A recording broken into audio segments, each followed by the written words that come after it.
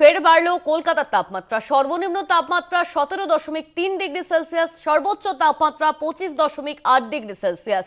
সকালে হালকা কুয়াশা, আংশিক মেঘলা আকাশ। দক্ষিণবঙ্গে উপকূলের জেলায় জেলায় বৃষ্টির সম্ভাবনা রয়েছে। আগামী 4-5 দিনে তাপমাত্রার পরিবর্তনের সম্ভাবনা নেই।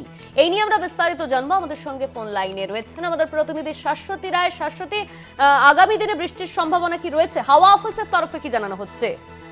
দেখো, শীত থাকলেও, শীতের আমেজ জারি থাকলেও তাপমাত্রা কিন্তু হাড় কাঁপানো হবে না বলেই মনে করা হচ্ছিল, এবং যেমনটা হাওয়া অফিস জানিয়েছিল সেই অনুযায়ী আজকে শহরের তাপমাত্রা 17.3, যা স্বাভাবিকের থেকে বেশ কিছুটা বেশি।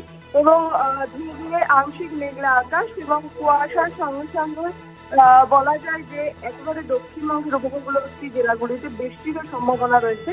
3 জেলাতে হালকা বৃষ্টির সম্ভাবনা, পশ্চিম মেদিনীপুর, পূর্ব মেদিনীপুর এবং দক্ষিণ 24 পরগনা জেলাতে। আগামী 3-4 দিন তাপমাত্রার সেই অর্থে কোনো হেরফের হবে না, হালকা কুয়াশা থাকবে। পশ্চিমের জেলাগুলির ক্ষেত্রে কুয়াশার সম্ভাবনা একটু বেশি থাকার সম্ভাবনা। অপরদিকে উত্তরবঙ্গের দার্জিলিং এর পার্বত্য এলাকায় আগামীকাল হালকা বৃষ্টির সম্ভাবনাও জারি রাখছে। এছাড়া অন্য কোথাও বৃষ্টি নেই। জলপাইগুড়ি, কোচবিহার, উত্তর দিনাজপুর এবং মালদাতে ঘন কুয়াশার সতর্কবার্তা জারি থাকছে। বলা যায় যে আজকে 24 অর্থাৎ ক্রিসমাস ইভ এবং কালকে বড়দিন, দুদিনই কিন্তু সেই অর্থে শীতের আমেজ জারি থাকলে তাপমাত্রা তারও কিন্তু সেভাবে নামবে না বলে মনে করা হচ্ছে।